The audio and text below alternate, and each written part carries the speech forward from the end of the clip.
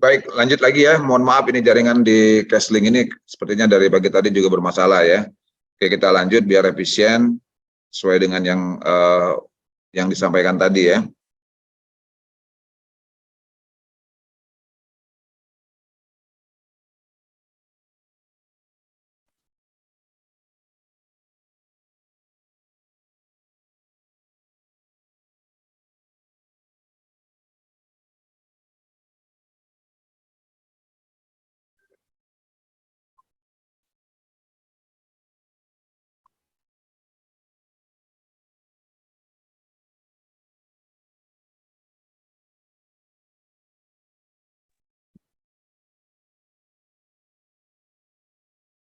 Baik, langsung ya. Jadi di PPT-nya jelas ya, kelihatan ya.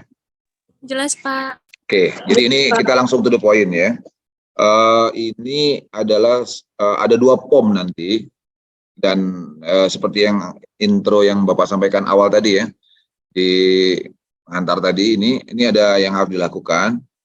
Jadi masing-masing yang kelompoknya di lab masing-masing ya akan melakukan identifikasi hazard dan risiko di laboratorium masing-masing, yang TLM, yang farmasi, yang keperawatan. Nah, metodenya ini kita sebut dengan istilah walk track survey. Jadi survei walk itu jalan ya, survei jalan sepintas. Jadi surveinya sama seperti orang melihat sambil berjalan mengitari lah ya, mengitari atau mengelilingi dari suatu tempat, dalam hal ini laboratorium. Oke.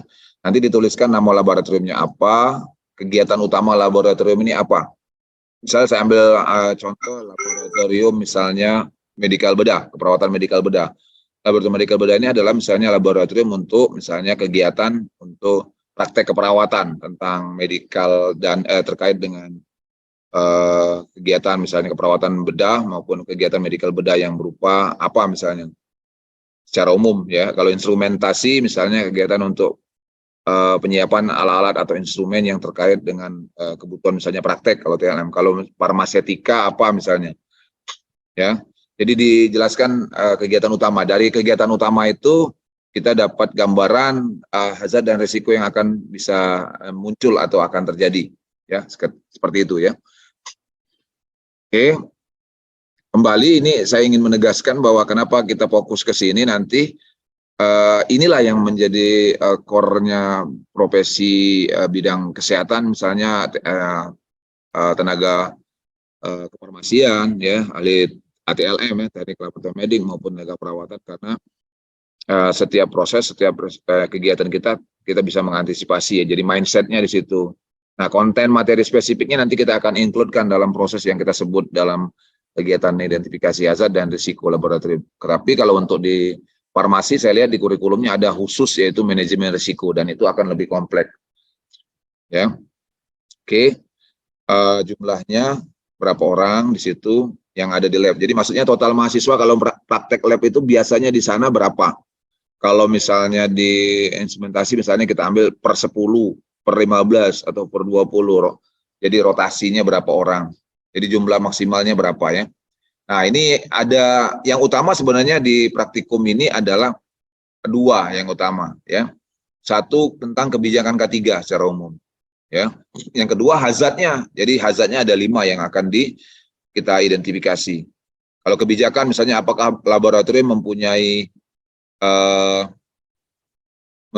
kebijakan K3. Jadi kebijakan K3 itu bisa jadi kalau misalnya kalau kalian tidak menemukan, tapi yang umumnya seperti ini. Misalnya laboratorium ini ya menerapkan menerapkan prinsip-prinsip K3 yaitu 1, 2, 3. Itu ada kebijakan.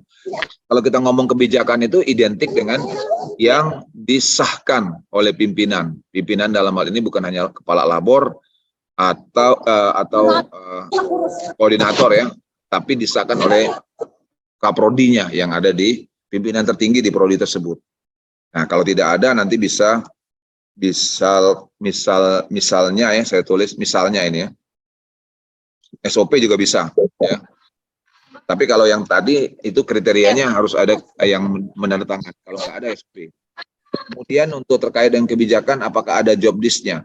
Ya, job list yang biasanya tertempel ataupun ada dokumennya ya. Jadi prosedur kerja tertulis dimengerti. Nah ini SOP. SOP ini merinci masing-masing ya. Kalau ini kan SOP K3 ya. Ini penataan tempat, housekeeping ya, dan kebersihan memuaskan. Bagaimana proses manajemen dalam hal ini pengelola lab ya. Jadi apa sebutannya pengelola lab ya? Ya pengelola lab atau kepala lab lah. Mau ya jadi.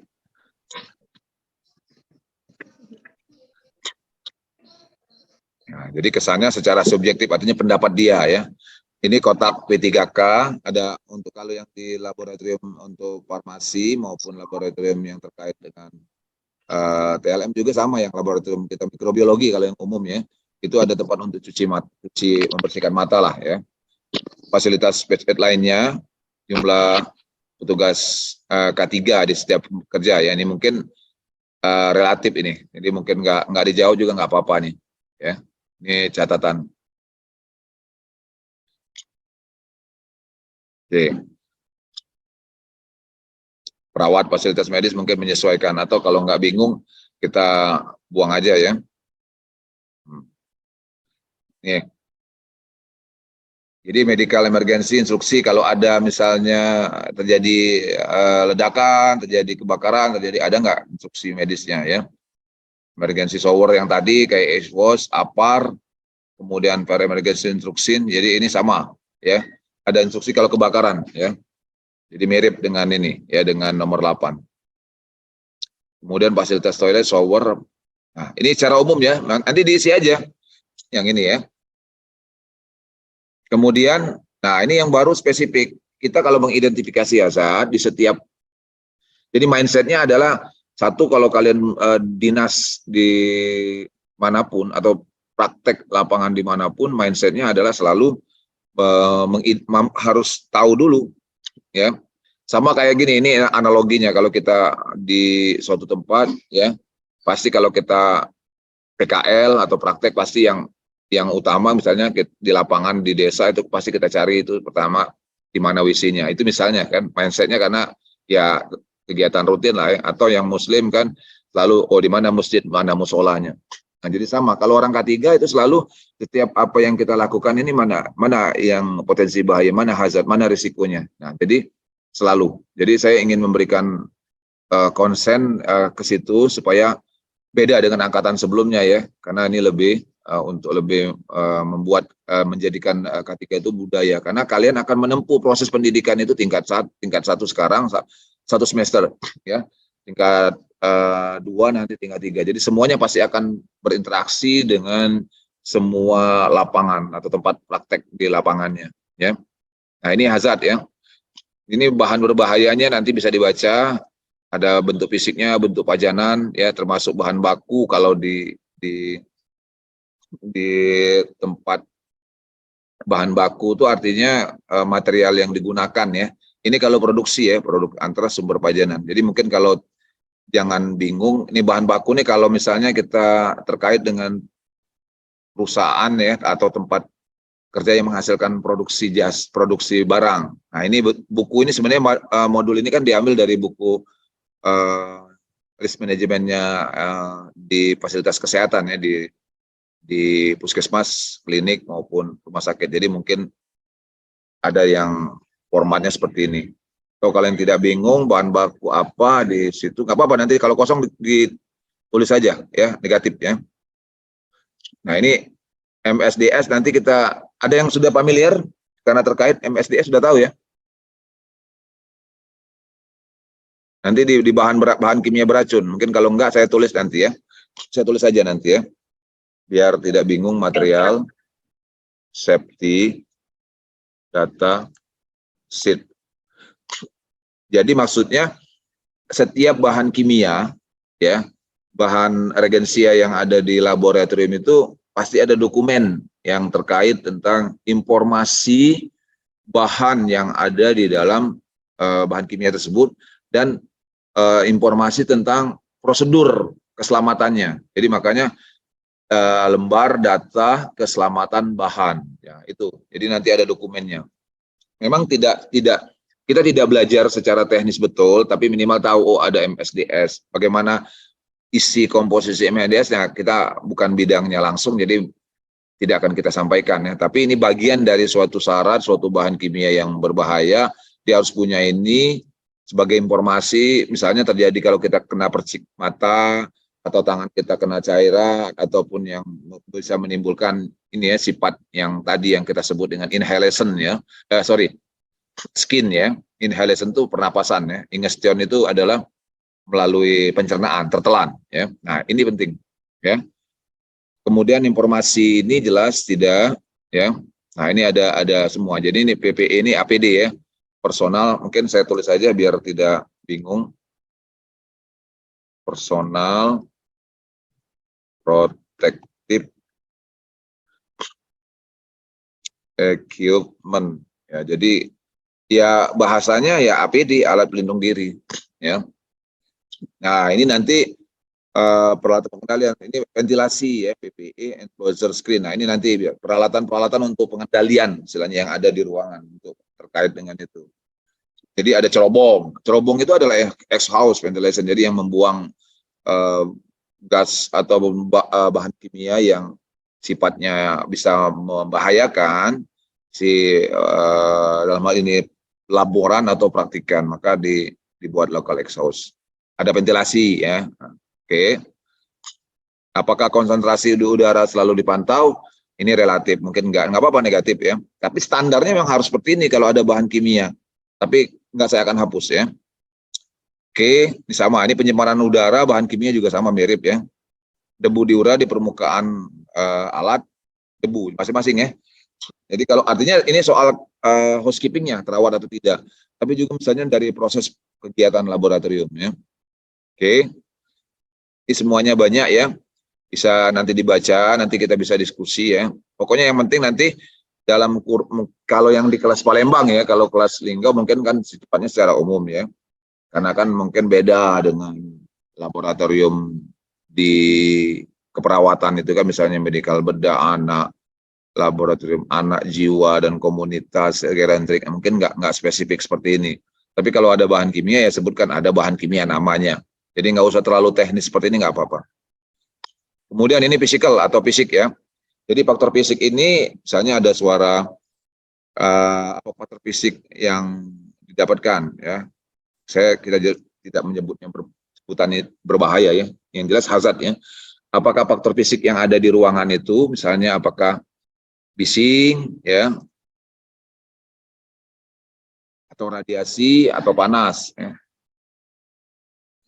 Panas, heat ya. Misalnya kalau ruangan tempat lab itu tidak ada AC, orang bekerja misalnya 20, kipas angin 1 misalnya, kan waktu kerja yang lama itu kategori panas temperaturnya. Apakah pengukuran dilakukan? Misalnya pengukuran udara, kalau ini kan kalau kita misalnya suhu itu kan ada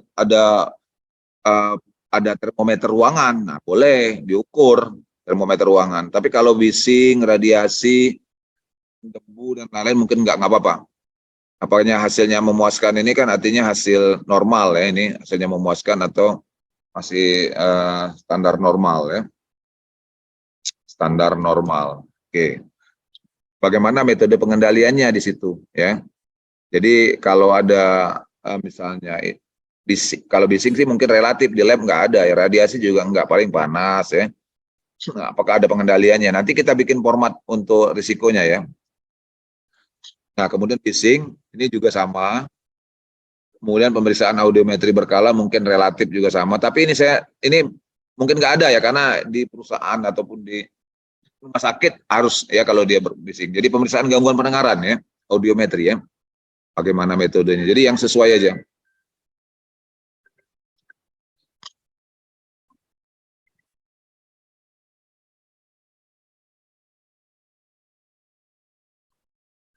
Ini bisa dipisah sebentar.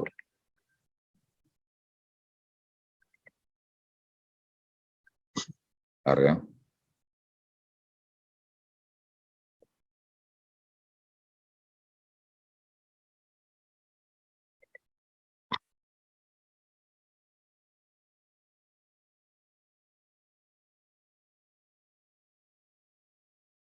Nanti ditambahkan aja.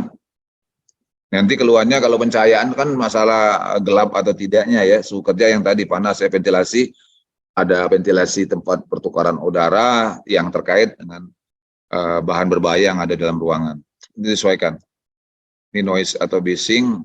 Nah, ini yang terkait spesifik ya.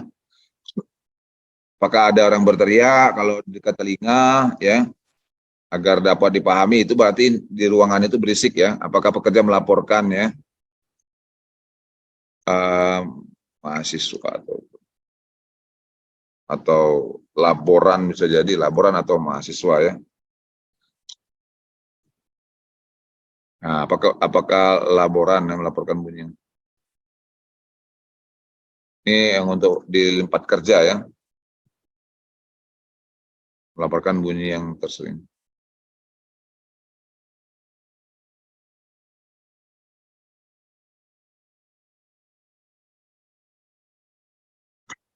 Ya, nah ini suhu ekstrim juga nanti pokoknya dijawab sesuai dengan apa yang menjadi pertanyaan. Nanti akan direkap atau akan disimpulkan.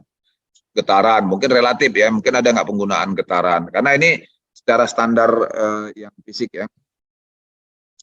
Kemudian pencahayaan juga sama tadi radiasi, ventilasi. Oke, mungkin dibuang aja nih biar tidak bingung.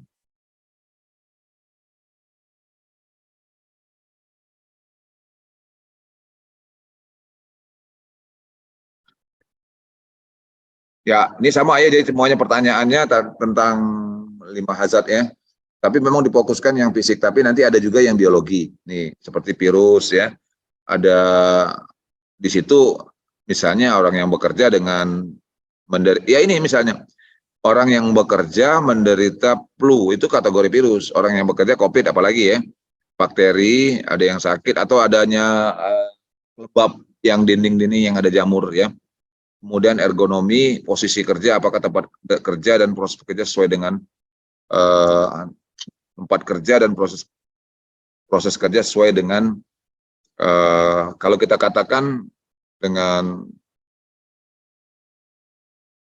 kita sebut ini ya dengan kalau mau mengatakan postur, postur apakah tempat kerja alat kerja ya, atau alat kerja ya, alat yang digunakan atau alat yang digunakan sesuai dengan postur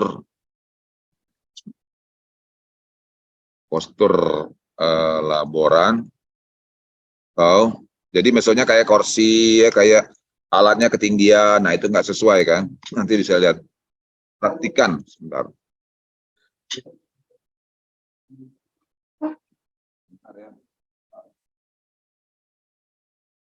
Hampir low bed ya.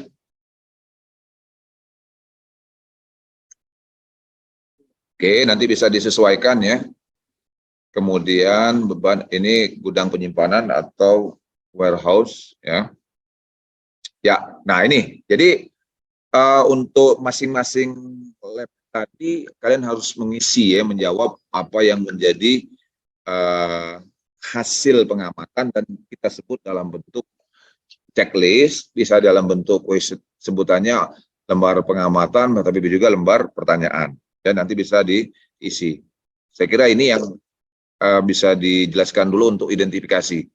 Nah, nanti format sistematika cara melaporkan nanti, ya, yang penting diisi dulu ya, sebagai syarat. Jadi nanti untuk nilai penugasan, nilai prakteknya nanti diambil dari sini, juga diambil dari hasil ujian untuk nilai teori dalam bentuk UAS ya. Oke. Nah, satu lagi, sebentar.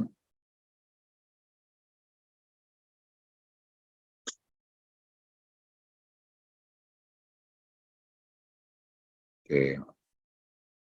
Untuk hazard, identifikasi hazard dulu sebentar sebelum Bapak share lagi tentang identifikasi resiko. Jadi kalau mau kita laporkan, bentuk pelaporannya nanti kan ada konsep identifikasi ya, kemudian lokasinya misalnya laboratorium instrumentasi, laboratorium kimia terapan, laboratorium farmasetika, laboratorium medikal, perawatan medikal bedah misalnya kan. Nanti di profil nanti disampaikan labornya seperti apa, itu deskripsinya ya. Baru nanti identifikasi hazard. Nah, identifikasi hazard adalah isi ya jawaban dari semua yang menjadi alat ya, alat kita melakukan pengamatan tadi, yaitu kita sebut bisa checklist, bisa kuesioner, tapi kuesioner itu ya. Nah, nanti disimpulkan nanti yang utama hazardnya apa saja. Nanti bisa juga kita bikin matrik ya, berdasarkan format yang kita ambil kesimpulan yang berdasarkan yang bermasalah saja. Tapi kalau sebagai data, kalau kita penelitian itu sebagai data mentahnya harus diisi. Yang lewat, yang perlu dilewat atau tidak ada, nggak usah ditulis juga nggak apa-apa. Yang istilahnya menyesuaikan dengan lokasi ya. Ya. Ada yang mau ditanyakan terkait dengan POM pertama, identifikasi hazard?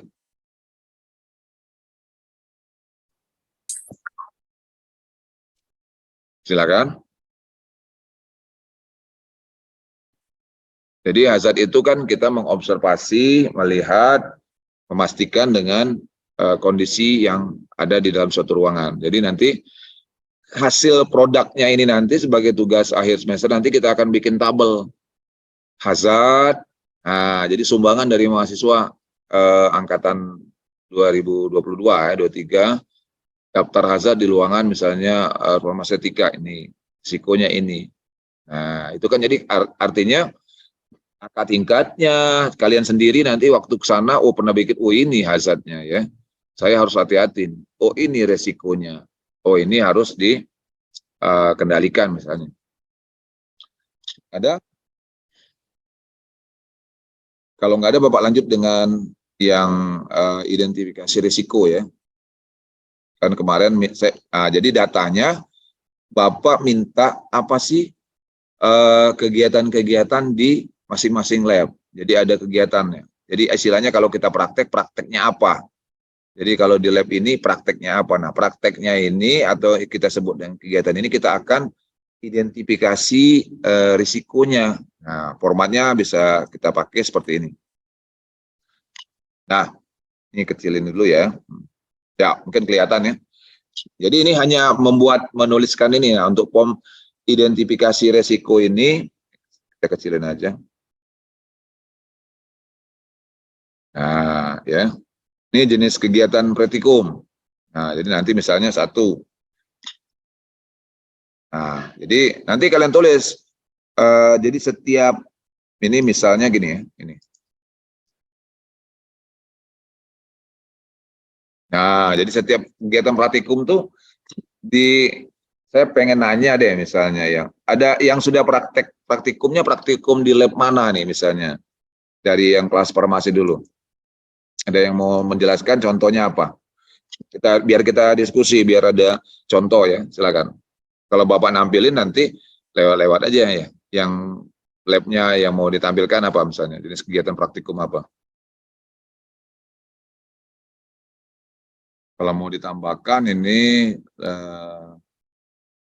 labnya ya, laboratorium apa? Misalnya apa? Siapa yang mau menyampaikan? Silakan. Yang formasi saya minta dulu contoh. Bisa ISTA ya, bisa atau dia boleh siapapun untuk kita diskusi ya. Sampai mau menjelaskan misalnya ISTA ngambil apa tak? Silakan tak. Laboratorium apa tak? Maaf Pak, kalau di farmasi itu laboratorium farmasetika dasar. Oke, Bapak tulis ya. Farmasetika dasar. Oke. Kegiatannya apa di sana tak? Farmasetika. Udah praktek belum sekarang tak? Maaf Pak, kalau di farmasetika dasar sendiri itu sudah praktek belum? Bapak tanya. Sudah Pak. Oh oke, bagus ya. Apa misalnya kegiatannya apa? Kalau di farmasetika kami itu biasanya lab untuk membuat obat.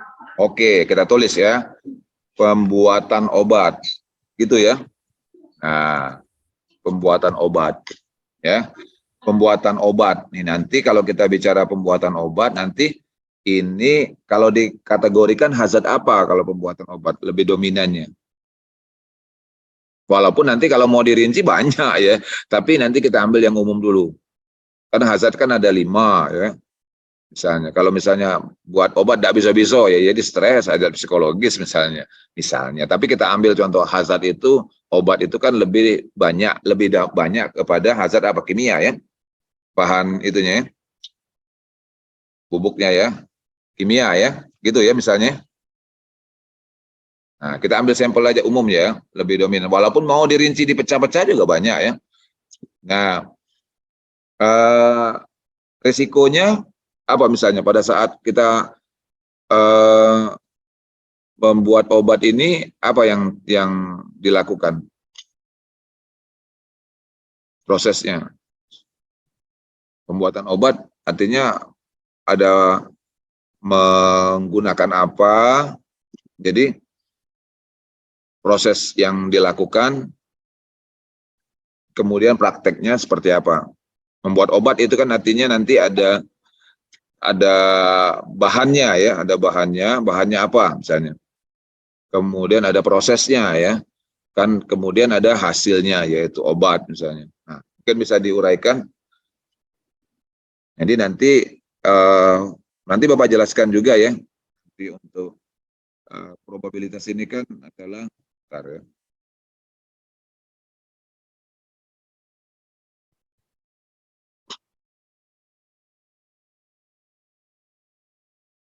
Probabilitas ini adalah kemungkinan ya, kemungkinan ya, probabilitas itu peluang atau peluang lah ya, peluang berapa kali ya, peluang jumlah berapa kali mahasiswa ya, peluang berapa kali mahasiswa ya melakukan misalnya pembuatan obat. Kita mau sebenarnya dalam pembuatan obat mungkin yang utama walaupun banyak ya. Ngapain pembuatan obat? Mungkin bisa tak saya kasih contoh tak?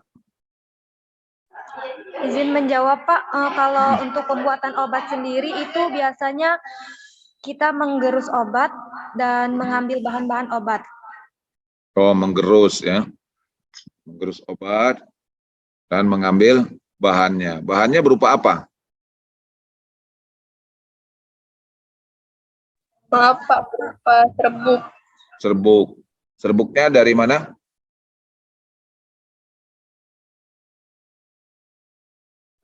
Serbuknya dapat itulah Pak. Jadi kalau mau dilihat ini sebenarnya banyak ya. Ada kalau di sini bisa kalau mau dirinci nanti kita lihat ya antisipasinya. Misalnya ini bahan obat ya, bahan obat yang digunakan dari apa bahan obatnya?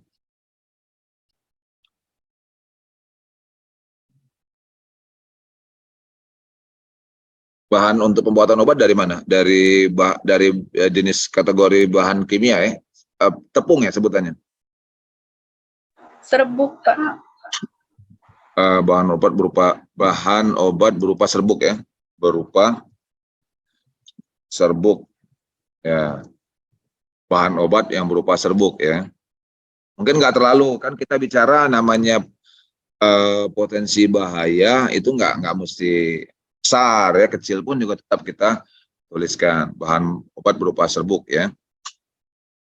Oke, nah untuk resikonya artinya kan kemungkinan ini peluang berapa kali mahasiswa melakukan atau melakukan kegiatan tersebut.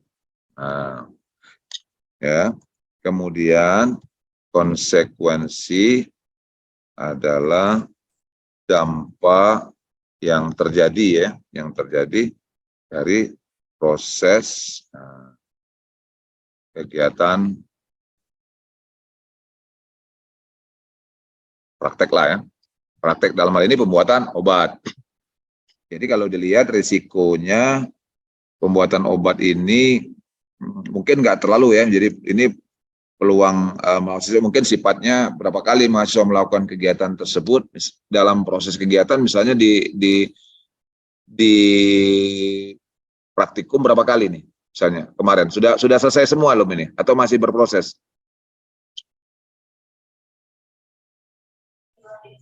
Satu minggu itu praktek 2 kali, Pak. Enggak, yang bersangkutan ya mahasiswa 2 kali ya, 2 kali ya. Artinya misalnya kategori masuk, kalau 2 kali ini dalam seminggu kan sebenarnya ini kalau kita bahasakan ya dalam, sebenarnya masih rendah risikonya. Kita kelompokkan 2 kali ya, 2 kali melakukan 2 kali praktek lah ya, 2 kali praktek. Memang bagi mahasiswa nggak terlalu kan, tapi kalau kerjanya seorang apoteker itu berkali-kali. Nah biar paham ya, 2 kali praktek ya.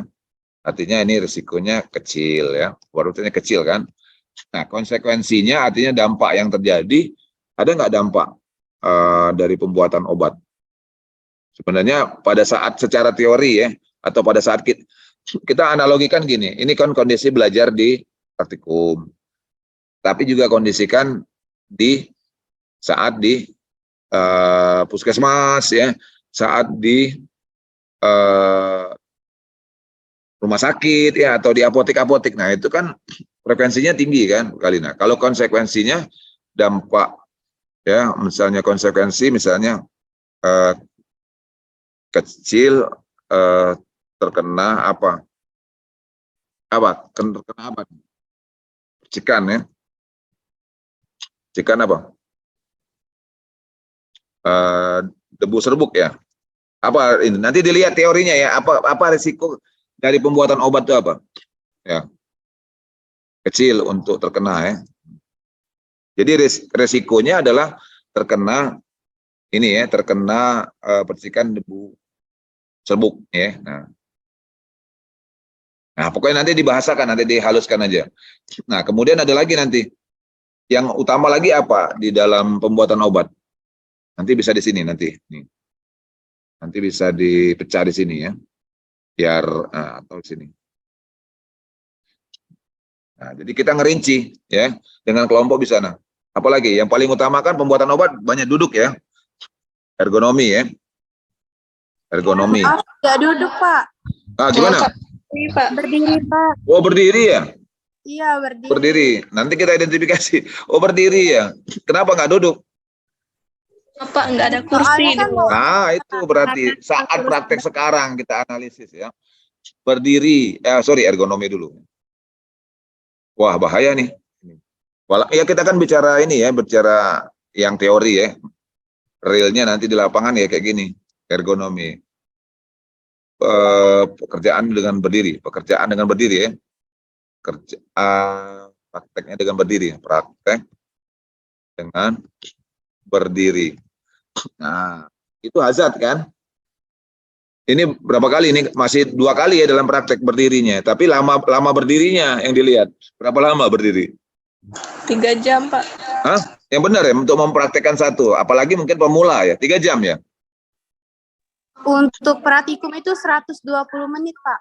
Iya, waktu praktek itunya, waktu pelaksanaan membuat obatnya. Iya, Pak, karena kami tuh dalam 1 kali praktek tuh sering bikin 3 resep, Pak. Jadi lama. Iya, nanti dulu 3 jam ya membuat gitu ya, 2 resep ya. Nanti ditulis sesuai pengalaman ya. Kalaupun yang belum nanti kita tanya-tanya atau kita perkirakan. Iya, boleh. Oke ya. Konsekuensinya apa kalau berdiri lama? Ya, konsekuensinya ini kalau nih ya terkena percikan debu, walau misalnya kategori kecil ya, sedang ya, kecil ya atau sedang ya. Mau sedang atau kecil boleh ya, nanti disesuaikan. Nah kalau berdiri terlalu lama nih apa? Nah, Sakit pinggang, Pak. nah mengeluh keluhan ya, berkonsekuensi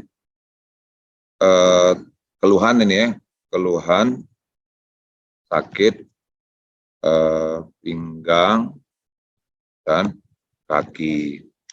Jadi ini kategori besar ataupun menengah ataupun sebutannya major ya. nanti kita bahas ya, major. Nah, ada sebutannya. Ini ada minor. Nanti ini masih teori umum dulu lah, yang penting. Nah, jadi ada kategori itu, nanti Bapak share ya. Nah, bahasanya seperti ini ya. Biar belajar. Nah, 3 jam ini lama loh untuk mahasiswa.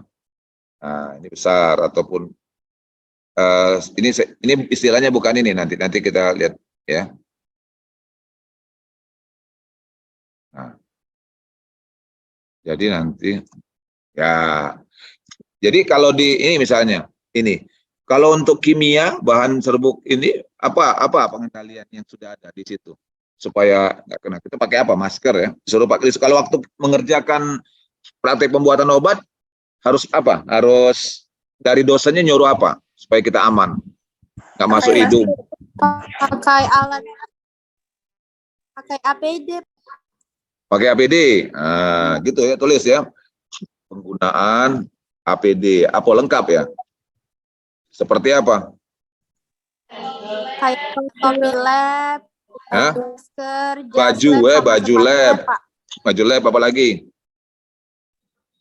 Topi Yang- lab. Topi ya. Jangan sampai nanti rambutnya masuk ke resep Pak, obat. Yang ada kutu masuk resep obat, gitu kan kira-kira kan? Sama seperti Iya, set Pak. ya. Topi apa lagi? Masker ya. Jangan sampai bersin nanti kena serbuk obat, langsung kena muka misalnya. Itu yang analoginya ya. Nanti dituliskan ya.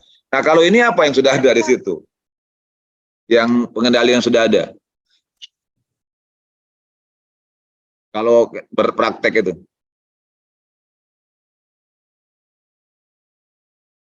Apa kira-kira?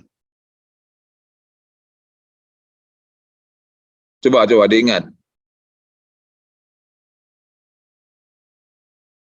Yang sudah ada apa? Yang di sana. Yang ditetapkan kalau bekerja ini. Nggak ada kali ya. Pokoknya kalau praktek tegak ya. Porsinya nggak ada. Apa kira-kira yang ini? Jadi nanti paling kan rekomendasinya ini nanti tidak ada misalnya. Atau misalnya instruksinya kan ini gini lah ya. Karena kondisi misalnya kan tidak ada kursi yang misalnya yang sesuai untuk mereka ngulek lah, duduk ya, atau yang ke kursi yang adjustable yang bisa digeser lari kayak standar ya. Jadi waktu mengerjakan nanti harus kata di pedoman ataupun di instruksi ya, ataupun nanti ditempel SOP di ruangan. Jika sudah menggerus obat satu resep nanti harus diselang waktu istirahat. Nah itu kan adalah namanya pengendalian secara administrasi. Anjuran. Ada nggak seperti itu? Maaf, tidak ada, Pak. Nah, berarti itu kan tidak ada ya. Nah, nanti baru dimasukkan di sini. Nah, ya, jadi tulis kalau apa rekomendasi pengendaliannya. Nah, ada pengendaliannya apa? Disediakan kursi untuk duduk ya. Nah, kursi untuk duduk ya. Kemudian ada SOP cara bekerja yang ya bekerja cara SOP cara bekerja pada waktu berdiri yang lama ya. Berdiri yang lama. Nah, oke, nah kayak gitu. Jadi kalaupun memang bekerja 3 jam, tapi harus ada SOP. Kalau bekerja diri yang lama itu seperti apa lah? Setiap 1 jam istirahat atau diganti, kemudian duduk atau rollingnya. Nah ini, nah bisa dipahami ya nanti. Ini nanti Bapak tambahkan. Tapi yang jelas sementara kalian identifikasi dulu masing-masing kalian yang punya lab tadi, ya, masing-masing kelompok yang diberi lab, yang diberikan pembagian kelompok ya. Ya, bagian kelompok dengan lab masing-masing ya. Nanti bisa mengidentifikasi kegiatannya apa saja. Nah, nanti identifikasi hazardnya apa saja dan resiko ini nanti probabilitas kita menggunakan dan konsekuensi itu artinya dampak yang timbul dari proses kegiatan tersebut. Nanti akan kita kelompokkan, bisa kecil, bisa besar ya, karena keluhannya kalau ini kan sakit. Jadi jangan sampai nanti setelah praktek pembuatan obat, ya bakso pelembangnya jalannya jadi engkak-engkak ataupun kesakitan megang pinggang galau karena kelamuan. Atau ya bisa jadi kalau secara umum ya, suasana kerja tempatnya panas, tapi enggak, yang spesifik tuh ini ada bahan kimia, ada prosedur menggerusnya itu yang menjadi penekanan, yaitu jadi pembuatan obat lebih kepada hazard kimia dan hazard ergonomi. Ya, saya kira itu yang menjadi catatan. Nah, ini juga sama ditambahkan. Kalaupun enggak, ini memang lebih ke bagaimana pengetahuan wawasan kita. Kalau enggak ya nanti lihat-lihat di sumber atau buku. Ya, ada yang mau ditanyakan di sini? Nah, ini jadi dua ya. Jadi ada POM identifikasi hazard untuk kondisi di dalam lab dan POM identifikasi risiko terkait proses kegiatan atau proses pekerjaan. Oke. Ada yang mau ditanyakan?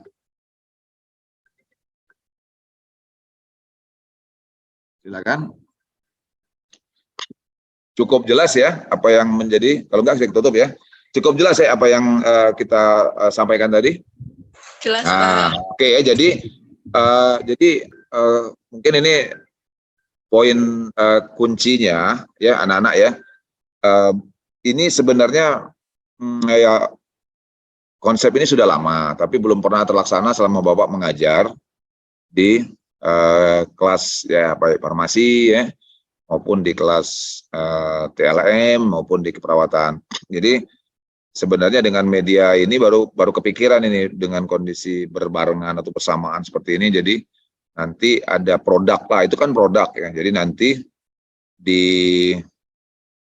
sebagai informasi ya, di masing-masing prodi nanti punya list. Jadi nanti ada dibikin kayak entah poster, entah kita tempel pakai kayak entah banner itu ya, walaupun kecil, informasi tentang hazard yang ada di ruangan dan resikonya apa. Jadi kita selalu familiar, jadi poster. Jadi kalau istilah bahasa K3 itu safety sign. Jadi poster-poster K3 itu selalu membuat kita lebih hati-hati, lebih waspada. Jadi kompetensi kita secara keilmuan masing-masing ya, keilmuan kefarmasian, keilmuan teknik laboratorium medik dan maupun keperawatan tetap kuat, tapi meminimalkan hazard risiko yang kita alami dari semua proses.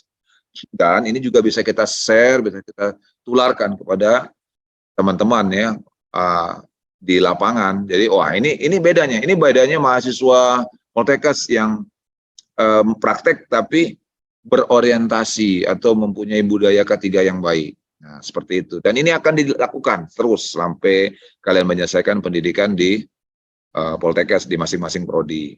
Jadi seperti itu. Jadi nanti kita akan punya dokumen sebagai bagian. Jadi Bapak akan menilai tugas ini akan porsinya lebih besar. Jadi bukan hanya ujian ya, porsinya lebih besar dari malah akan lebih besar dari ujian karena nanti itu akan menjadi buku atau suatu dokumen yang bisa menjadi pegangan.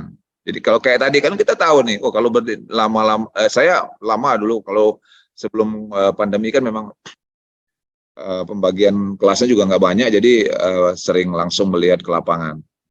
Oke ya, jadi ini hanya pengantar teori, tetapi nanti di minggu depan saya akan atur ya khususnya kelas TLM maupun farmasi nanti akan ada kelas nanti terkait ini juga menindaklanjuti maupun menyelesaikan materi yang belum selesaikan. Jadi nanti materinya tetap include dari proses semua yang kita lakukan sekarang, identifikasi hazard dan identifikasi risiko. Nanti namanya kalau kalian mau nanti baca lagi itu memang lebih kepada risk assessment atau penilaian risiko K3 di laboratorium. Ya, saya kira ini saja. Ada sebelum ditutup ada yang mau ditanyakan. Jadi nanti dilanjutkan ya menyelesaikannya itu dengan segera Bapak kirim di grup tentang formnya dulu. Ya nanti bisa ditindaklanjuti melalui kelompok masing-masing. Silakan.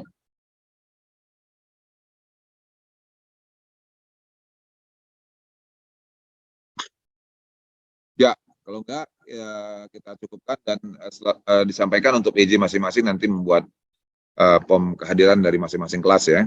Ya, saya kira ini saja nak untuk waktunya. Alhamdulillah tidak ada masalah di jaringan ya sampai selesai sekarang, jadi bisa menuntaskan yang menjadi poin utama dari materi kita.